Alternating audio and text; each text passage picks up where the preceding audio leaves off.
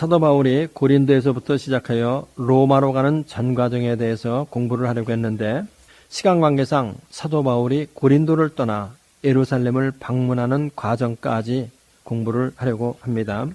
우리 다 같이 로마서 15장 25절로부터 28절까지 읽어보십시다.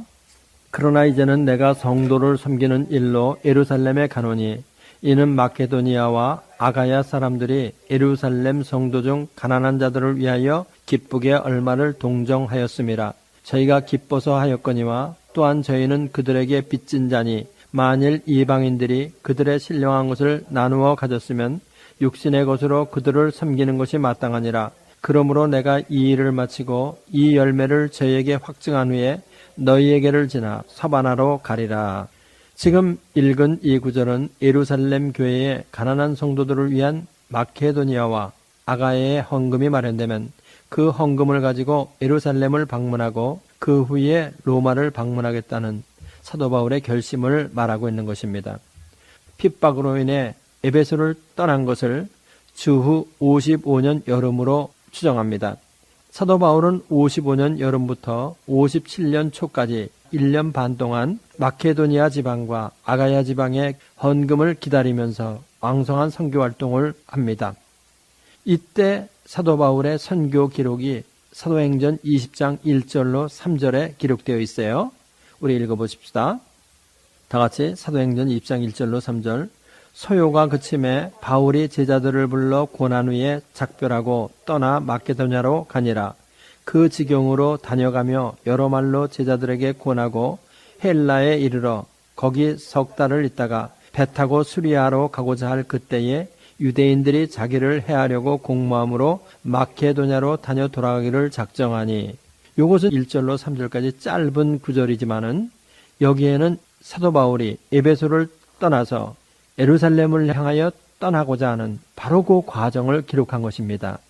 짧은 3절의 구절이지만은 여기에는 1년 반 사도 바울이 무슨 일을 행했는가 하는 것이 기록되어 있다는 얘기예요. 20장 1절에서 소요가 그침에 하는 그 말은 뭐냐면은 에베소에서 우상 제조업자들의 소동이 끝남에 이런 뜻이에요. 그래서 에베소 교회의 제자들을 불러 권면하고 이제 그들을 작별하고 마케도냐로 떠났다. 이런 얘기죠. 그 다음에 이제 그 지경으로 다녀가며 여러 말로 제자들에게 권하고 한 그 말은 마케도니아를 발판으로 하여 마케도니아 지역과 일루리곤 지역까지 선교한 것을 말해요.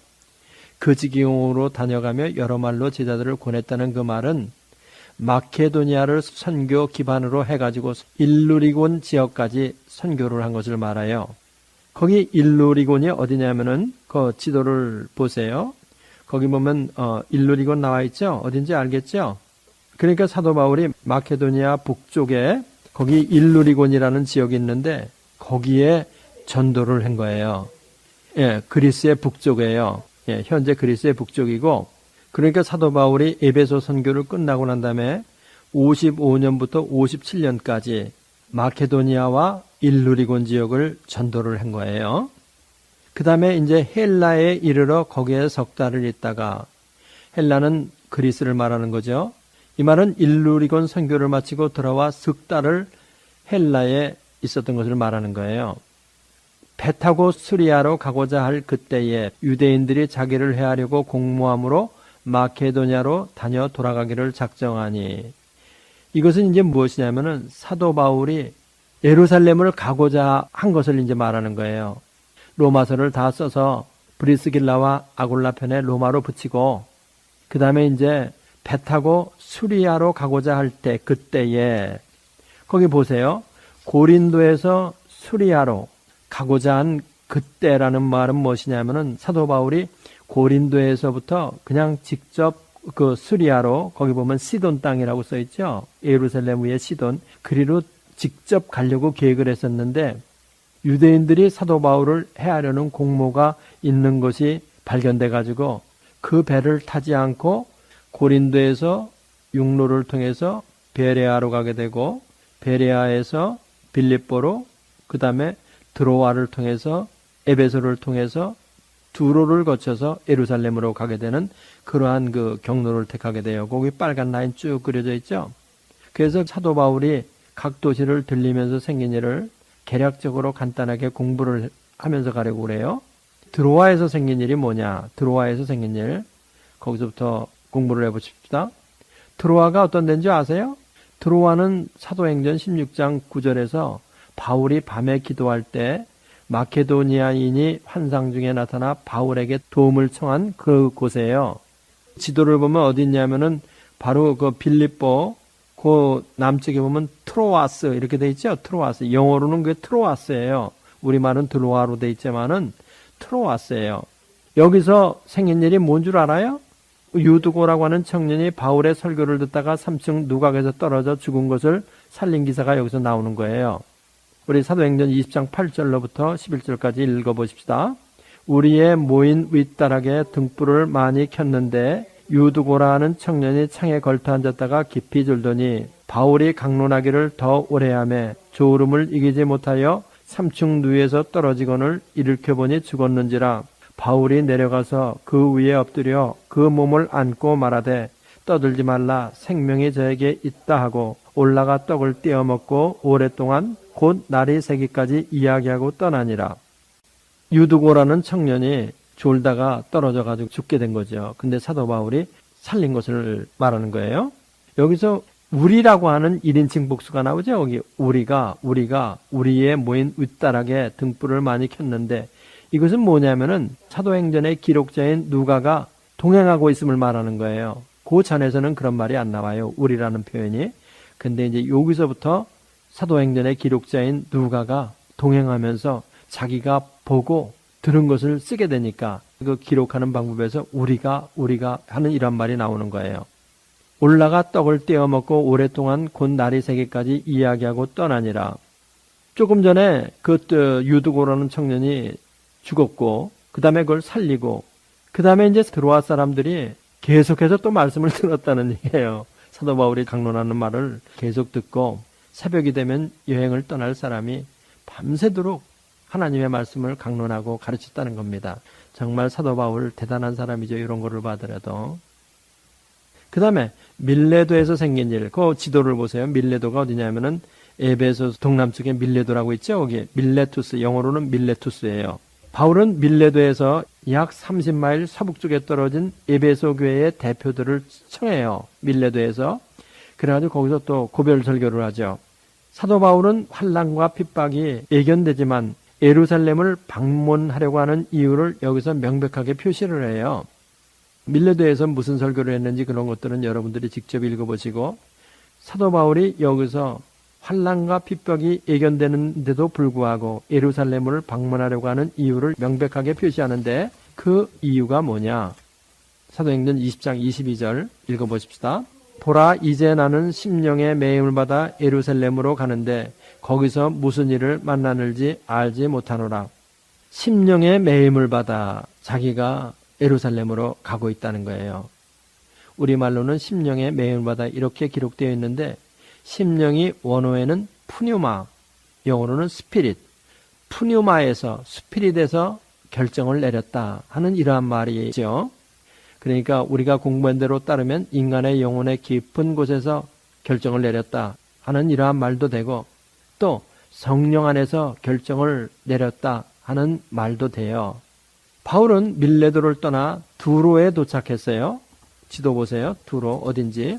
두로라는 곳은 이제 그 시리아 땅에 시돈이라고 거기 있고 시돈이라는 곳이 있고 그 밑에 타이레라고 있죠. TYRE 타이레. 거기가 두로라고 그래요.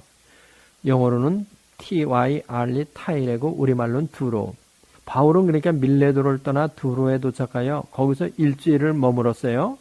그 다음에는 어디로 가냐면 돌레마이라고 우리말로 돼 있는데 거기 보면 톨레마이스 이렇게 돼 있어요. 두로 남쪽에 톨레마이스를 거쳐 그 다음에 어디로 가냐면 가이사라로 가서 머물게 돼요. 가이사라 그래가지고 영어로는 카이세레아 이렇게 돼 있죠. 카이세레아. 거기서 머물게 되는데 이 지역을 지나면서 특이한 일은 뭐냐면은 제자들이 성령의 감동으로 예루살렘에 가지 말라고 권하는 거예요. 특별히 가이사라에 있을 때는 아가포라는 사람이 뭐라고 예언을 하냐면은 사도행전 21장 11절로 12절 읽어보십시다.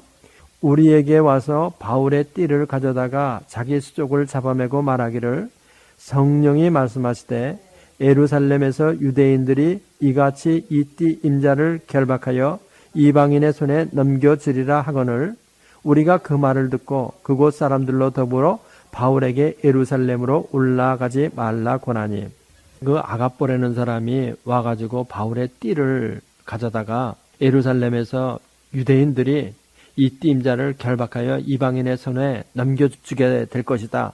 이렇게 예언을 하니까 우리가 거기 사도 바울의 일행들이 많이 있었는데 아주 많았어요. 다 같이 그 말을 듣고 바울 보고 올라가지 말라. 이렇게 얘기를 한다고 그러죠.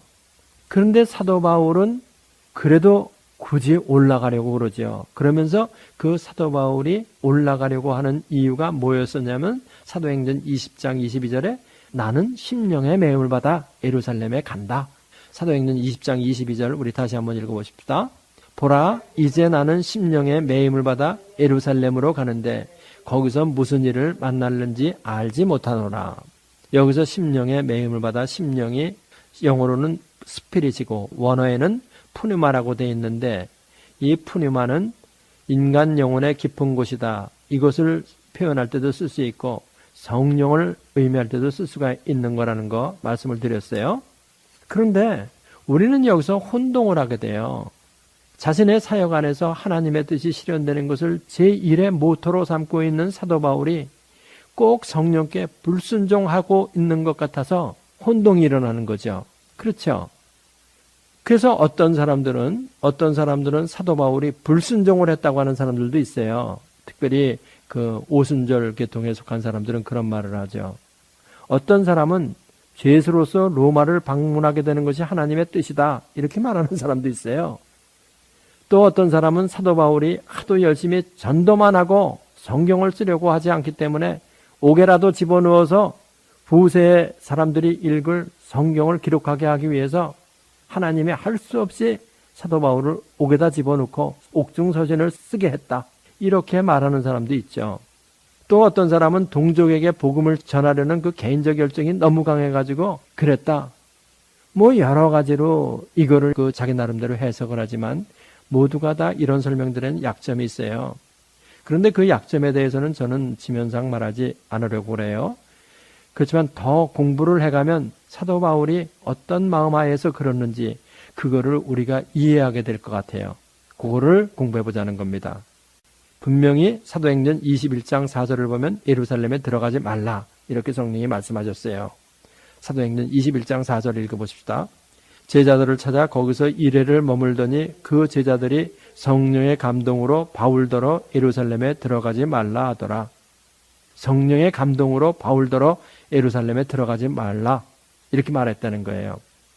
여기서 과연 사도 바울이 그럼 성령의 음성에 불순종했는가 안 했는가를 알기 위해서는 우리는 두 가지를 반드시 생각해야 돼요. 그 첫째는 뭐냐? 사도 바울이 그토록 자신이 직접 예루살렘을 방문하려고 했던 그 이유, 심령의 매임을 받았다고 하는 그 이유, 그것이 먼저 무엇인 줄을 알아야 하고 그 다음에 사도 바울이 성도들의 예언을 따르지 않는 것이 사도로서 잘못된 일인가? 그것에 대해서 우리가 알고 답변을 하면은 의문은 해소되리라고 생각해요. 먼저 사도 바울이 그토록 자신이 직접 예루살렘을 방문하려고 하는 그 이유가 뭐냐? 심령의 매임을 받아 예루살렘에 간다 하는 그 이유가 뭐냐? 사도행전 20장 22절 우리 다시 한번 읽어보십시다. 보라 이제 나는 심령의 매임을 받아 예루살렘으로 가는데 거기서 무슨 일을 만날는지 알지 못하노라. 23절 24절도 우리 같이 읽어보십시다. 오직 성령이 각성해서 내게 증거하여 결박과 환난이 나를 기다린다 하시나 나의 달려갈 길과 주 예수께 받은 사명 곧 하나님의 은혜의 복음 증거하는 일을 마치려 하면은 나의 생명을 조금도 귀한 것으로 여기지 아니하노라. 바로 이것이 사도 바울이 그토록 자신이 예루살렘을 방문하려고 하는 이유예요. 그래서 이제 사도 바울이 이 거액의 헌금과 수많은 이방인 교회 교인들을 함께 대동하고 예루살렘으로 가게 된 겁니다. 그런데 우리가 사도행전을 읽어보면 좀 이상한 일을 발견하게 돼요. 그 뭐냐? 사도 바울이 이렇게 거액의 헌금을 가지고 적어도 수십 명의 사람과 함께 예루살렘에 도착했는데 사도행전에는 헌금과 사도 바울의 일행에 대해서 예루살렘 교회가 어떻게 대접했다는 말이 나오질 않아요. 그냥 기꺼이 영접했다. 이렇게만 기록되어 있어요. 사도행전 우리 21장 17절 18절 읽어보십시다. 예루살렘에 이르니 형제들이 우리를 기꺼이 영접하거늘 그 이튿날 바울이 우리와 함께 야고보에게로 들어가니 장로들도 다 있더라. 첫날에 예루살렘에 이르렀을 때 헌금을 전달하고 그 다음에 적어도 수십 명의 이방인 교회 교인들이 예루살렘 교회에 갔는데 거기에 그 예루살렘 교회 교인들이 어떻게 했다는 말이 전혀 안 나오는 거예요. 헌금을 받았다는 말도 안 나오고 거부했다는 말도 안 나오고 그저 기꺼이 영접했다. 그냥 이렇게 적어놓고 말았어요. 사도행전 기자가. 바로 이 점을 생각해 보면은 사도 바울이 교회의 대표자들만 보낼 수도 있었지만 왜 자기가 그들과 함께 그토록 동행하려고 그랬느냐. 바울이 마음속에서 염려했던 것이 거기에 실현된 거지요. 그건 뭐냐? 우리는 여기서 유대적 기독교에 대한 지식이 필요해요. 유대적 기독교. 유대인들이 예루살렘에서 똘똘 뭉쳐서 믿었던 그 유대적 기독교라는 것이 도대체 어떤 것이냐? 이것을 우리가 알면 사도 바울이 그토록 자기가 직접 동행해가지고 거기를 가려고 했던 이유가 이것이구나. 그 이유를 깨닫게 돼요. 유대적 기독교인들의 율법에 대한 태도는 어떠했느냐? 율법에 열심히 있어요. 율법을 꼭 지켜야 된다는 거예요. 유대적 기독교인들은. 사도행전 21장 20절 읽어보십시다. 저희가 듣고 하나님께 영광을 돌리고 바울더러 이르되 형제여 그대도 보는 바에 유대인 중에 믿는 자 수만 명이 있으니 다 율법에 열심히 있는 자라. 유대적 기독교, 주다이저라고 그러는데 이 주다이저는 특징이 뭐라고 거기 나와 있어요?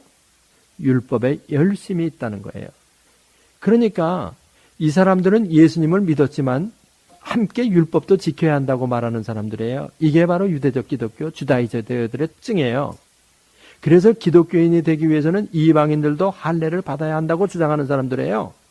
할례를 안 받으면 기독교인이 될 수 없다고 이 사람들은 믿기 때문에 할례를 받지 않은 이방인들이 드리는 헌물은 부정하다고 생각하고 안 받을 가능성이 아주 많은 사람들이에요. 알겠지? 무슨 얘기인지. 그 다음에 또 이 사람들은 사도 바울에 대해서 아주 나쁜 편견을 가지고 있어요. 그건 뭐냐면은 사도행전 21장 21절 읽어보십시다. 내가 이방에 있는 모든 유대인을 가르치되 모세를 배반하고 아들들에게 할례를 하지 말고 또 규모를 지키지 말라 한다음을 저희가 들었도다. 그러니까 이 유대적 기독교인들은 사도 바울에 대해서 아주 나쁜 편견을 가지고 있었는데 그건 뭐냐면 이방에 있는 모든 유대인들을 가르치되 이 이방에 있는 모든 유대인들을 그렇게 가르쳤다는 거예요. 모세를 배반하고 아들들에게 할례를 하지 말고 또 규모를 지키지 말라. 모세의 가르침을 지키지 말라. 이렇게 말했다고 들었다는 거예요. 더더욱이 이 유대 예루살렘 교회 교인들은 사도 바울에 대해서 어떻게 또 오해를 하고 있었냐면은 사도 바울이 예루살렘과는 관계가 없이 독자적으로 자기의 복음을 전한다. 이렇게 또 오해를 하고 있었어요. 그러니까 예루살렘의 교회의 기독교인들의 이런 사정을 잘 알고 있는 바울이 이방인들이 드리는 제물을 그 고집장이 유대인들이 순순히 받아들일까? 이것은 사도 바울에 있어서 의문 중에 의문이고 기도하고 기도해야 할 사항이었어요. 사도 바울이 염려하는 것은 바로 이 점이죠. 그렇지만 예루살렘 교회나 이방인 교회나 한 몸이기 때문에 성령 안에서 교제가 이루어져야 하지요. 그렇죠? 바로 이 점이 사도 바울이 자신의 목숨을 내놓고서라도 관철해야 할 일이라고 여겼던 거예요. 이방인 교회나 예루살렘 교회나 한 주 예수 그리스도를 믿는 한 형제요, 한 가족이다. 우리는 한 유니티다. 그렇기 때문에 우리는 서로 손을 잡고 교제를 하고 악수를 해야 된다는 거예요. 그렇기 때문에 사도 바울은 나의 목숨을 바쳐서라도 예루살렘 교회와 이방인 교회는 주 안에서 하나이고 한 크리스찬 커뮤니티라는 것을 보여줘야만 한다고 사도 바울은 믿고 생각하는 겁니다.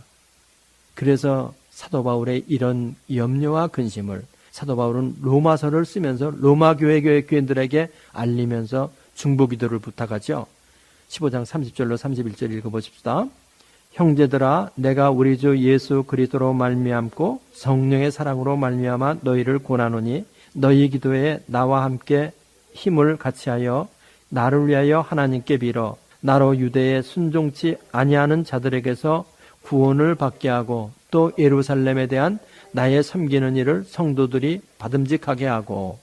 사도 바울이 지금 어떻게 간절하게 부탁하고 있어요. 로마 교회 교인들한테 나를 위하여 나와 힘을 같이 해서 하나님께 빌어달라.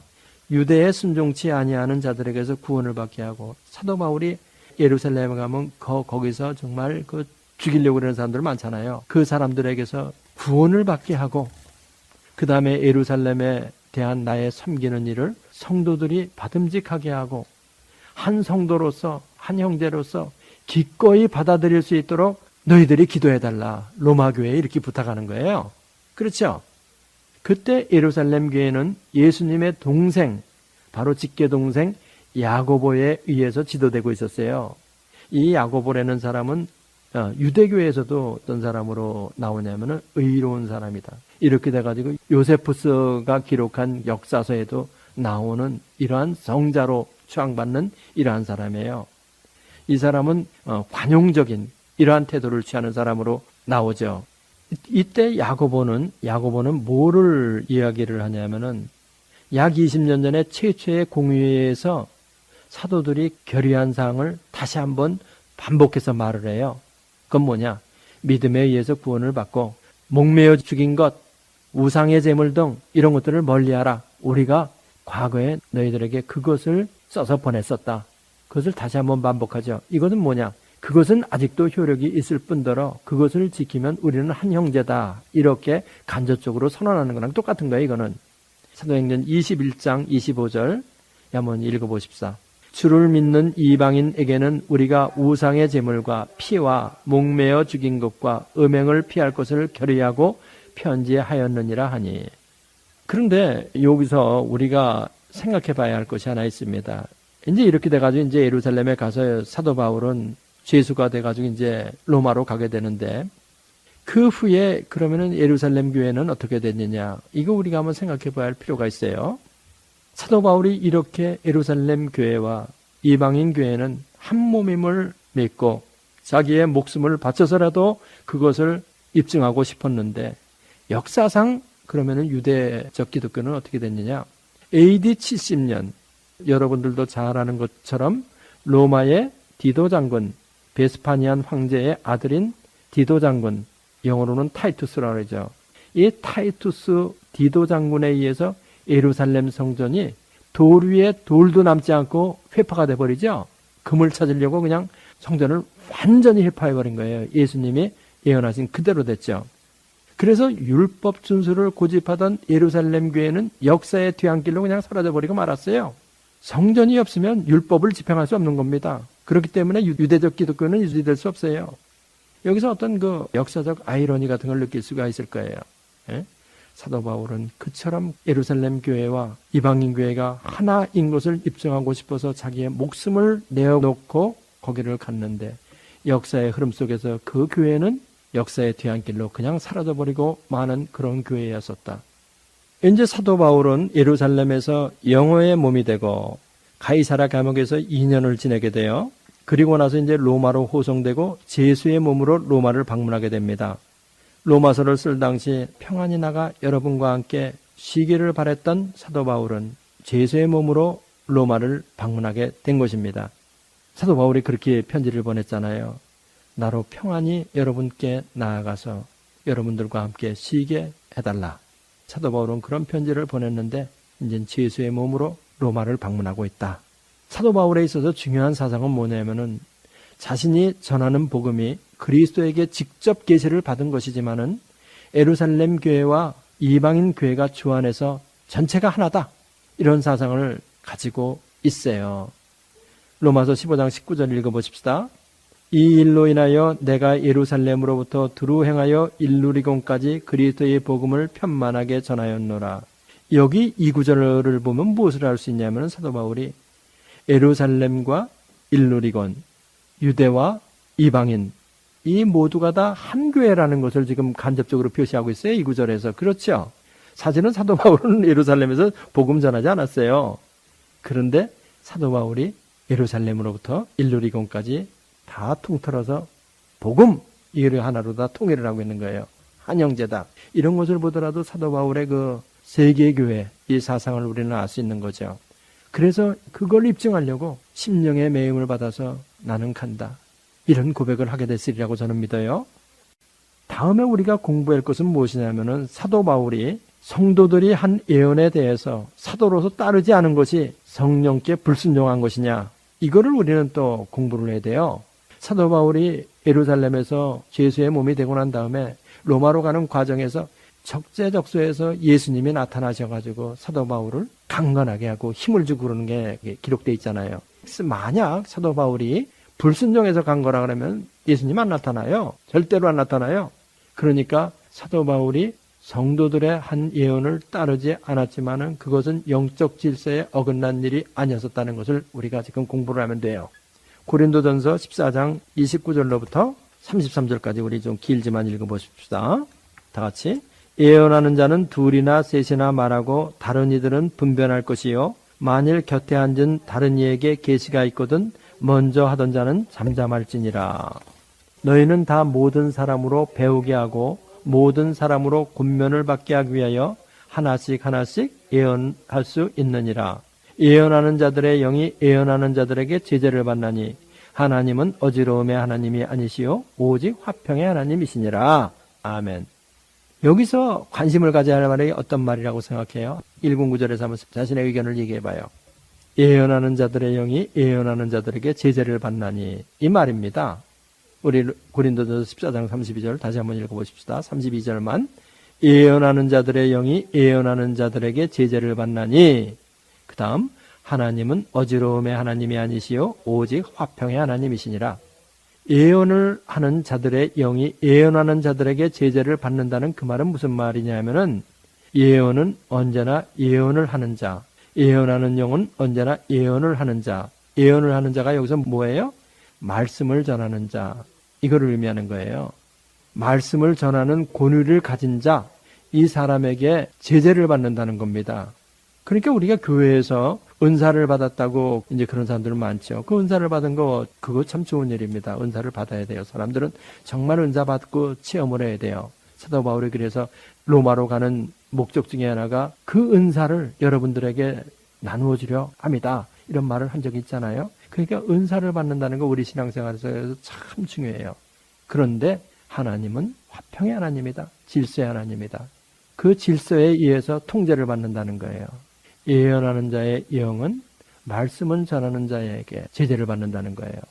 굴복해야 된다는 거예요. 언제나 이거 교회 생활에서 영적 생활을 위해서 지켜야 할 질서입니다. 그런데 사도라는 것은 하나님한테 직접 계시를 받는 사람이에요.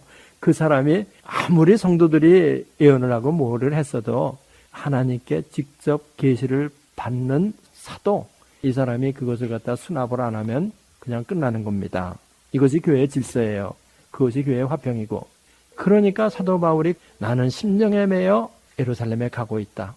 더 이상 자꾸 울고 불고 그러면서 내 마음 혼란스럽게 하지 말아다오. 환난과 핍박이 기다려도 나는 거기를 가서 내 사명을 마치겠다, 이겁니다. 사도행전 20장 22절로부터 24절까지. 보라, 이제 나는 심령의 매임을 받아 예루살렘으로 가는데 거기서 무슨 일을 만날는지 알지 못하노라.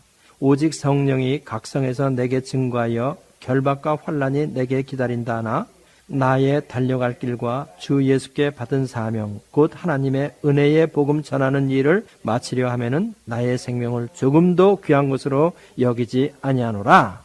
아멘. 기도합시다. 할렐루야. 우리 아버지 하나님 감사합니다. 정말로 사도 바울의 이 마음 우리들 갖기를 원합니다. 결박과 환난이 기다리지만은 주 예수 그리스도께 받은 사명, 그것을 위하여 달려가고 있는 사도 바울, 우리도 그렇게 되기를 원합니다. 예수님의 이름으로 기도합나이다. 이 성경 공부를 하신 분은 곧바로 라이크 버튼을 눌러주세요. 여러분의 수고가 하나님 나라 확장에 큰 도움이 됩니다.